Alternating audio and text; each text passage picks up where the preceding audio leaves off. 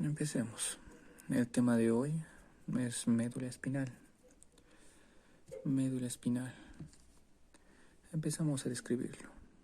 La médula espinal es un segmento no modificado del sistema nervioso central. ¿Se acuerdan que todo el sistema nervioso hemos visto que se ha formado por una estructura llamado tubo neural, ¿verdad? Con su neuroporo anterior y su neuroporo posterior. Su extremo anterior ha formado lo que van a ser las vesículas primarias y secundarias. Y el extremo posterior se ha mantenido. Entonces la médula espinal se forma de este segmento que se ha mantenido, que no ha modificado su trayecto, ¿ya? Esta médula espinal se aloja en el conducto raquídeo, emergen de ella salen y llegan los pares raquídeos, que vienen a ser de 31 a 33 pares raquídeos. Tiene una función que va a ser sensitiva, motora y viscerales. Va a albergar lo que van a ser los centros reflejos importantes somáticos viscerales. Listo. Va a intervenir en lo que va a ser la marcha, en los reflejos de retirada, en los centros reflejos, en el control de las extremidades y con ella el sostén del cuerpo, en la regulación de vasos sanguíneos y en los reflejos gastrointestinales y urinarios.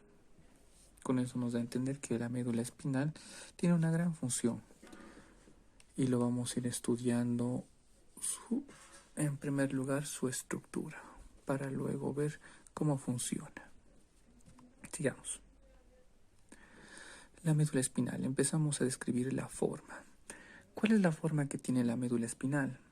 La médula espinal va a tener la forma cilíndrica aplanada transversalmente, que viene de superior a inferior. Como pueden ver, aquí está. Cilíndrica, aplanada transversalmente. En todo su trayecto va a presentar dos engrosamientos. Uno que es superior, este de acá, y otro que es inferior, este de acá. Aquí vemos los dos engrosamientos. 1, 2. El engrosamiento superior también es llamado braquial y más o menos se va a dar desde la cervical 4 hasta la torácica 2. Va a tener una longitud de 11 centímetros y un grosor de lo que va a ser 15 milímetros. Esta dilatación superior o braquial va a dar nacimiento al plexo braquial y viene a ser esto, el plexo braquial, todo esto. El plexo braquial va a ir a inervar todo lo que va a ser la extremidad superior. La otra dilatación, la dilatación inferior o lumbar, todo esto, se va a dar desde lo que va a ser la torácica 10 hasta la lumbar 1, hasta la primera lumbar. 10, lumbar 1. Va a tener una longitud, un largo de 8 centímetros y un grosor de 13 milímetros.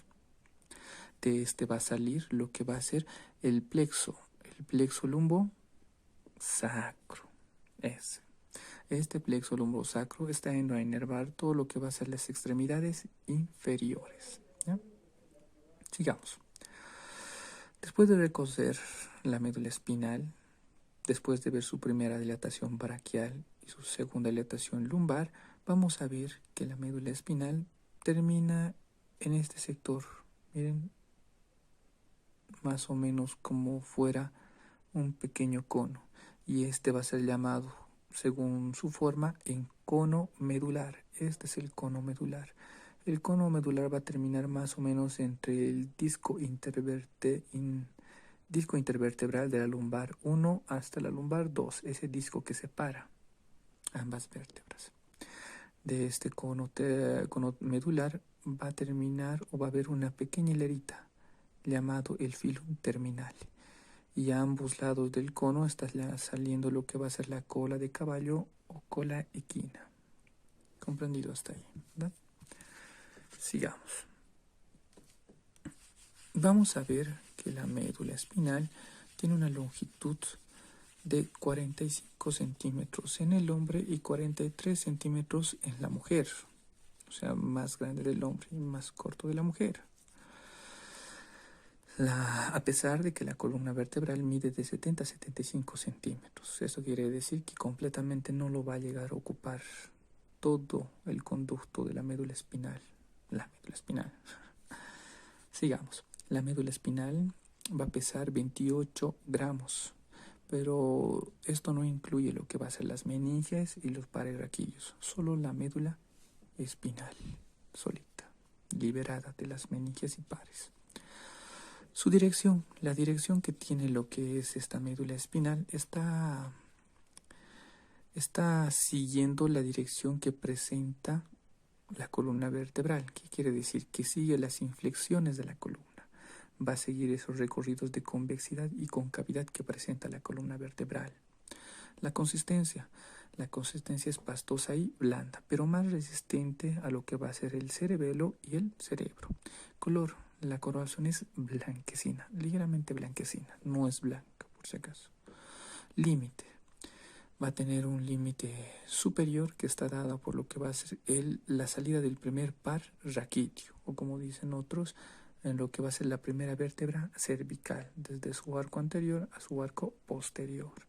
Límite inferior, el límite inferior es el disco intervertebral que separa la L1 con la L2, lumbar 1 a lumbar 2.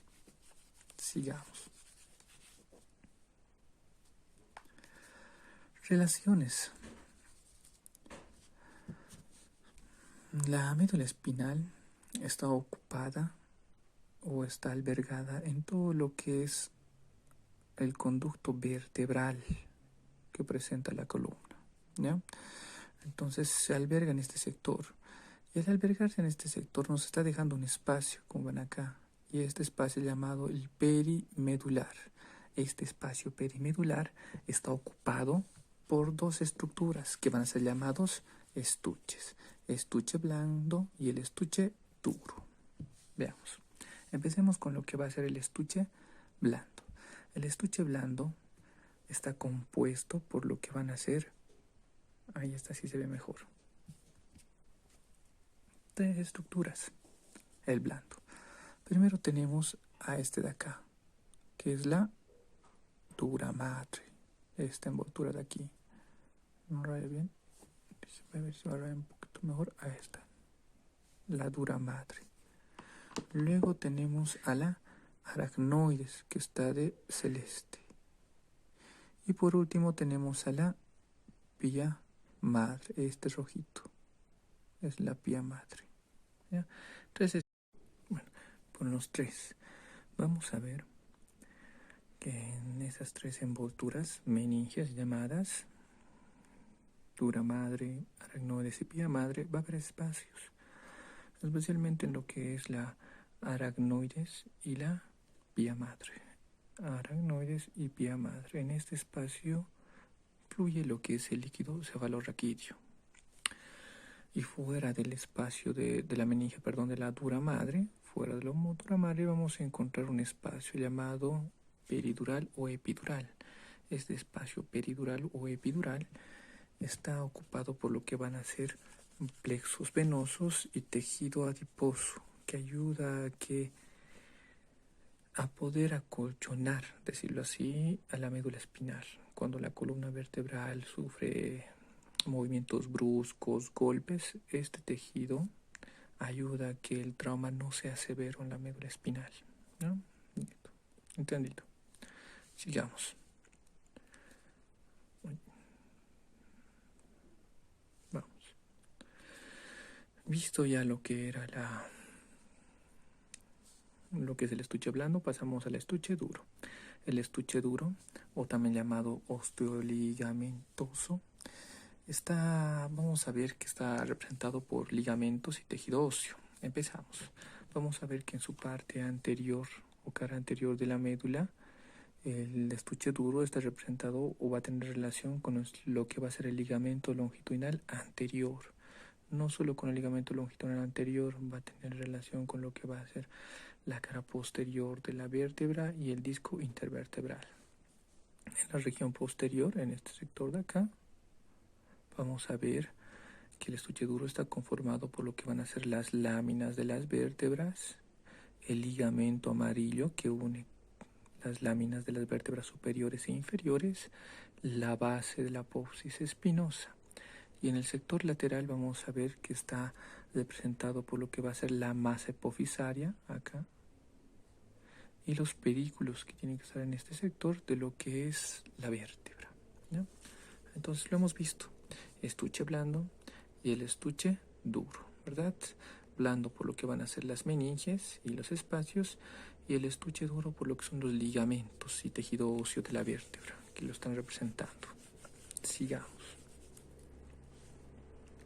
Siguiente. Veamos. Vamos a ver las relaciones, ¿no? Hayamos visto eso, relaciones. Sigamos con lo que van a ser medios de fijación. En los medios de fijación vamos a ver que superiormente o en la extremidad superior se está fijando con lo que es la médula oblonga o oblongada. Aquí vemos médula espinal y la médula oblongada. Como pueden ver, la médula oblongada se está transformando en la médula espinal, se está continuando. Entonces, como medio de fijación superior, nos va a corresponder la médula oblongada. En la extremidad inferior vamos a ver que lo va a sujetar un ligamento llamado el ligamento coxigio. El ligamento coxigio, déjenme dibujarlo acá, así imagínense que es el cono medular. El ligamento coxigio va a agarrar el vértice de aquí, desde la punta, para descender hasta la base del coxis y sujetar de esta manera inferiormente la médula espinal. A los lados va a estar sujeto por lo que van a ser los pares raquídeos y el ligamento dentado. Veamos, aquí podemos ver una imagen de los pares raquídeos. Como pueden ver, pares raquídeos que van a ser anteriores y posteriores, anteriores motores, posteriores sensitivos, y están sirviendo como medio de sujeción lateral, tanto a la derecha como a la izquierda. Aparte de los pares raquídeos, vamos a encontrar un ligamento que aquí se está pudiendo ver apenas. Esto de acá es llamado el ligamento dentado, que es un medio de sujeción también. Y van a ser del cordón o cara lateral de la médula espinal y va a venir de esta manera así. Como pueden ver, es dentada, por eso es llamado ligamento dentado. Uno para un lado y otro para el otro lado. En esta imagen apenas se puede visualizar, pero en la práctica se puede reconocer fácilmente. Sigamos. Medios de sujeción. Ahí está. Empezamos a describir lo que es la morfología de la médula espinal. Empezamos a describir su configuración externa para luego pasar a la interna. Empezamos con la configuración externa. Externamente, la médula espinal se puede ver que presenta 4 caras. Una anterior, una posterior y 2 laterales. En la anterior, ¿qué vamos a poder encontrar lo que es en la anterior?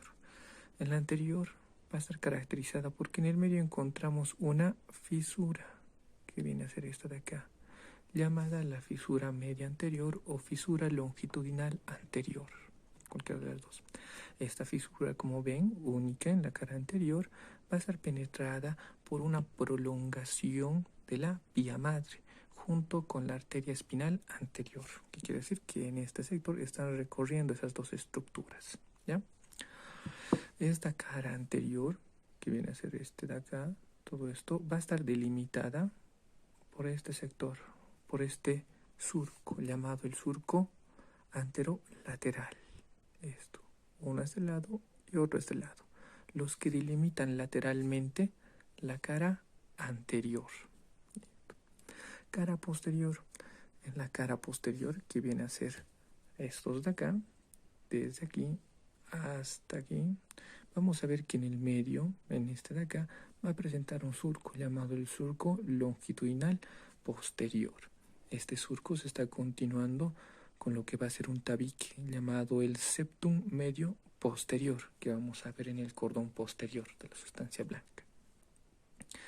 La cara posterior, que viene a ser todo esto, va a estar delimitado, marginado por un surco llamado el surco posterolateral. Pero en todo lo que va a ser en esta cara posterior, aparte de presentar el surco longitudinal posterior, va a presentar también en la parte superior de la médula espinal otro surco llamado el surco intermedio. Este surco intermedio divide en lo que va a ser a lo que es al haz grácil y al haz cuneiforme. Haz grácil, haz cuneiforme, que lo vamos a ir viendo cuando toquemos la sustancia blanca. Sigamos. Luego vamos a ver a la cara lateral. La cara lateral viene a ser todo esto. Desde acá. Anteriormente está delimitado por el surco anterolateral y posteriormente por el surco posterolateral. Todo esto es la cara lateral. Sigamos. Hemos visto la configuración externa. Ahora pasamos a la configuración interna. En la configuración interna vamos a poder ver que está conformada por dos sustancias, sustancia blanca y sustancia gris. La sustancia blanca está conformada por fibras mielínicas en abundante cantidad, fibras amielínicas en escasa cantidad de células de la glía y vasos sanguíneos. La sustancia gris está conformada por cuerpos neuronales, o sea, neuronas, células de la glía, fibras y red vascular, ¿no? Digamos. La sustancia blanca podemos ver en esta imagen. Como pueden ver, es todo este sector. Es blanco es blanco porque las fibras mielínicas le dan ese color, ese aspecto blanco, esa tonicidad, ¿no? Podemos ver que la sustancia blanca se va a dividir en cordones, lo que van a ser un cordón posterior, un cordón anterior y dos cordones laterales, que lo vamos a ir estudiando más adelante. Y la sustancia gris es gris gracias a los cuerpos de las neuronas que presenta, es grisácea. Y va a tener una forma de mariposa, como ven acá, o como una H, que otros le dicen, mariposa. Y está representada por lo que van a ser astas. Hasta aquí es la asta anterior, asta posterior. Asta anterior, asta posterior y comisura gris. Empecemos en la asta anterior.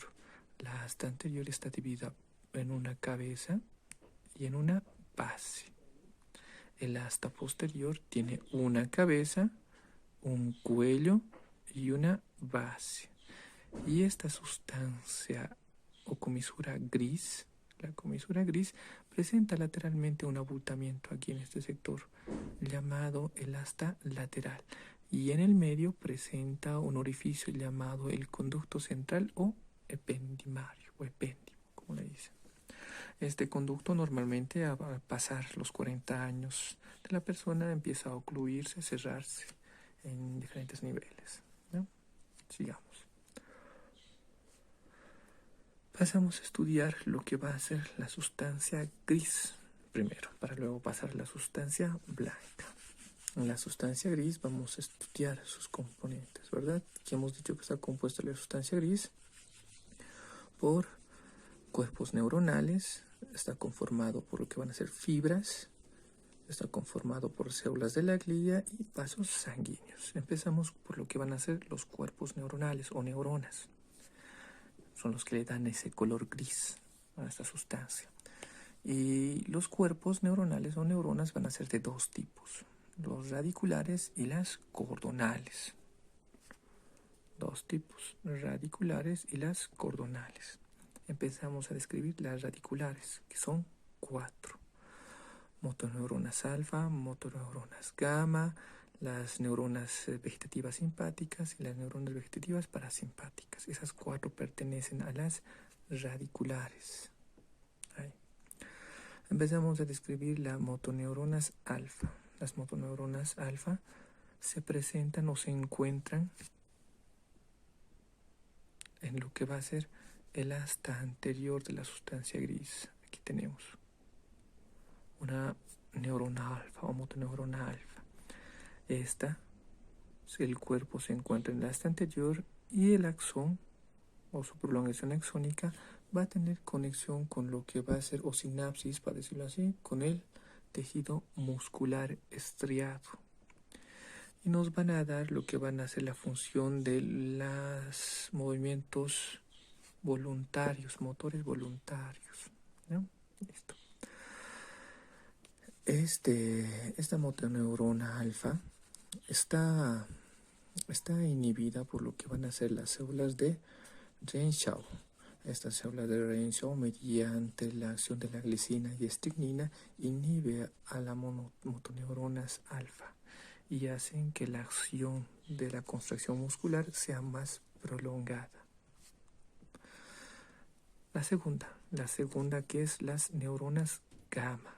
Estas neuronas gamma también se presentan en el asta anterior de la sustancia gris. Aquí está. Y como pueden ver, también tiene conexión con lo que va a ser el tejido muscular. Tienen las mismas acciones. También hace sinapsis, todo.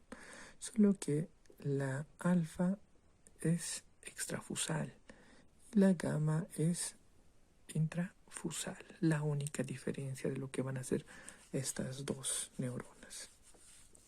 Sigamos.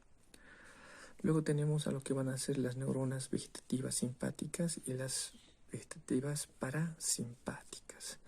Las neuronas vegetativas simpáticas inervan lo que van a ser el tejido muscular liso, muscular cardíaco y las glándulas.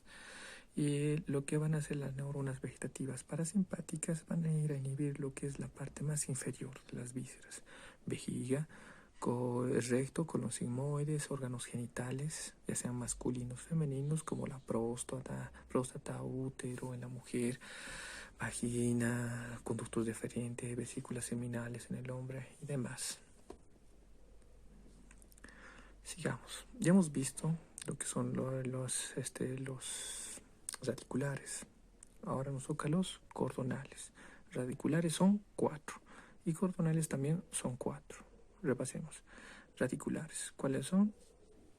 Motoneurona alfa, motoneurona gamma, la neurona vegetativa simpática y la parasimpática. Y en las cordonales son 4. Tautómeras, heterómeras, hecatómeras y las ganglionares. Empezamos a describir lo que van a ser las neuronas tautómeras. Estas tautómeras, el cuerpo, lo voy a hacer un poquito más grande, el cuerpo neuronal se encuentra en lo que va a ser, aquí está un ejemplo, cuerpo neuronal se encuentra en lo que es en el asta posterior de la sustancia gris y su axón sale y forma parte de la sustancia blanca del mismo lado. A esto se llama tautómera. Aquí se llama heterómera.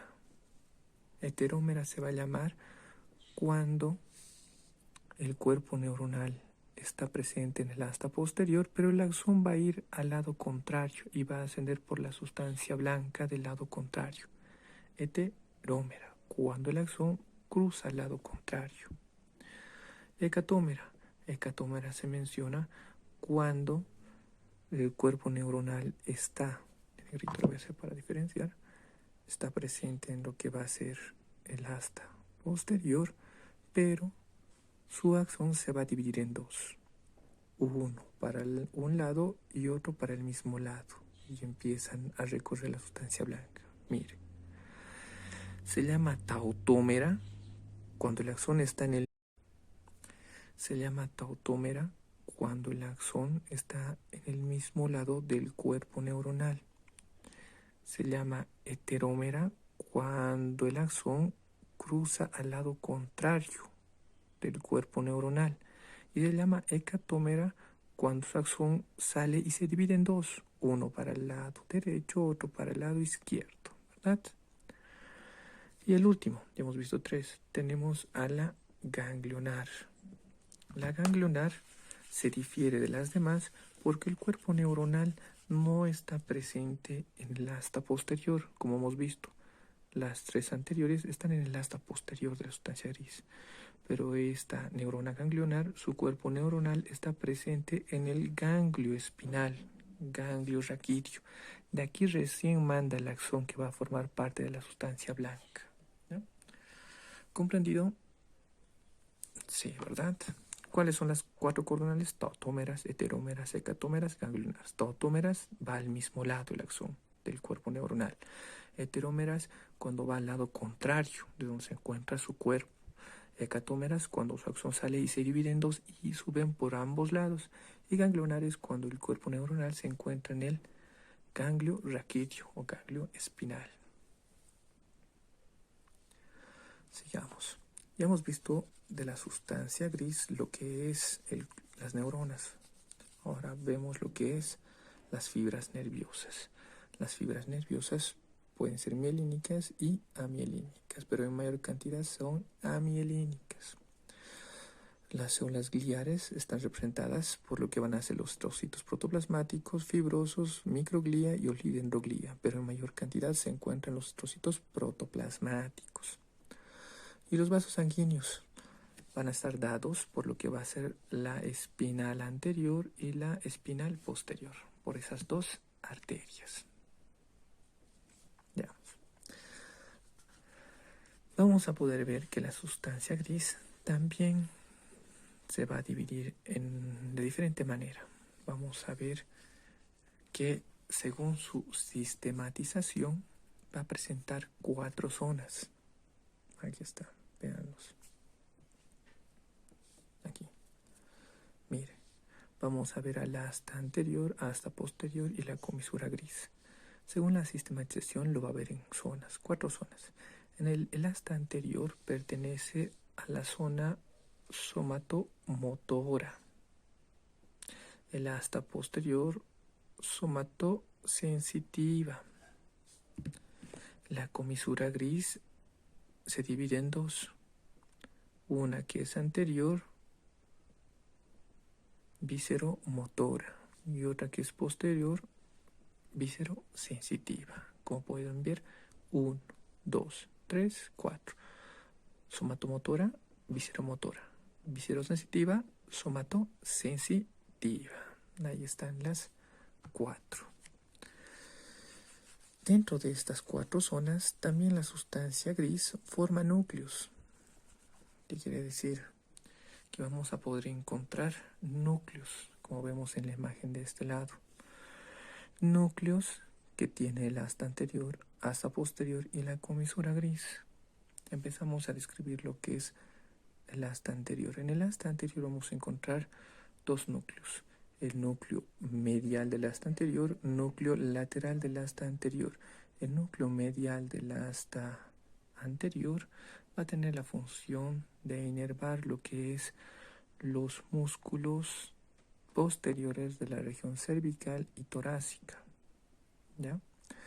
El núcleo lateral de esta asta anterior inervan lo que van a ser los músculos de la pared anterolateral o región anterolateral del cuello y del tórax. Y de esta manera toma función en las extremidades superiores también. Sigamos. Anteriores, ya hemos visto, miren, de las anteriores. Medial, lateral. Pared posterior, pared anterolateral del cuello y del tórax, ¿verdad? Parte superior del tórax. Veamos los núcleos del asta posterior. Los núcleos del asta posterior, como pueden ver, son 5, son más. Lo voy a agrandar. Ahí está. Empecemos. Tenemos al más marginal llamado el núcleo zonal o de Waldeyer, que es este de acá. Luego tenemos al núcleo gelatinoso de Rolando, este de aquí.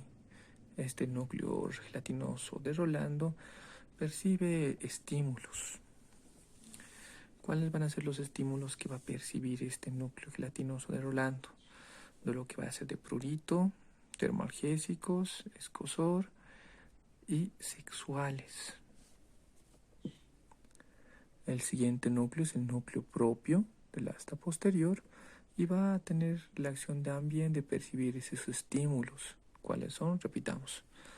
El de que es prurito, el termoalgésico, el de escozor y el sexual. Esos estímulos van a percibir estos 2 núcleos, el gelatinoso y el propio.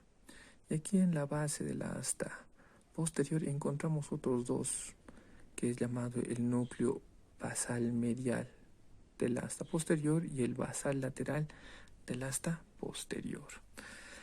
El basal medial. El basal medial va a percibir lo que es sensibilidad profunda inconsciente. Y este de acá también va a percibir la sensibilidad profunda inconsciente. Pero este lateral, aparte de eso, también percibe lo que van a ser los reflejos espinales. Sigamos. Y ahora pasamos a lo que va a ser de la comisura gris. Este de acá. La comisura gris presenta dos, uno lateral y uno medial. El lateral es el que tiene la principal función, ya que va a ir directamente a inervar las vísceras torácicas y abdominales, ¿no? El medial no especifica en el libro. Sigamos. Ahí están, con todo lo que van a ser los núcleos del asta posterior. Es de la comisura gris. ¿Ya? Aparte de presentar esos núcleos, también vamos a ver que la sustancia gris se divide en láminas, o van a ser limitadas en láminas. Veamos, el número 1 está acá, el 2, el 3, el 4, el 5 y el 6 pertenecen a lo que es al asta posterior. El 7 pertenece a lo que es la comisura gris, el 8 y el 9 al asta anterior, y el 10 está alrededor del conducto ependimario o conducto central, como ven. Miren, estas son las láminas, las 10 láminas de lo que es la sustancia gris. Comprendido hasta ahí, ¿verdad? Sigamos.